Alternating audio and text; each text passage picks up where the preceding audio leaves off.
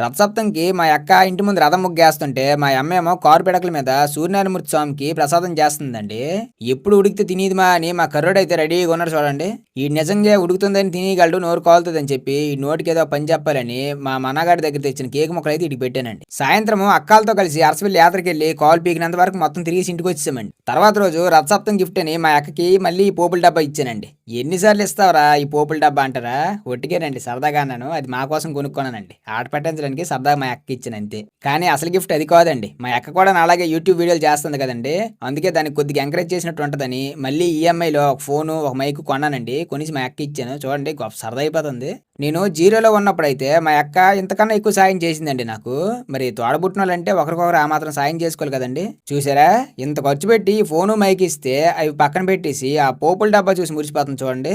ఈ పోపుల డబ్బా చూసి ఎంత మురిసిపోద్ది అనుకుంటే ఇవే ఇంక 3-4 కొనిదినండి. నాకెందుకు ఎంత డబ్బులు వేస్ట్ ఏటంటారు?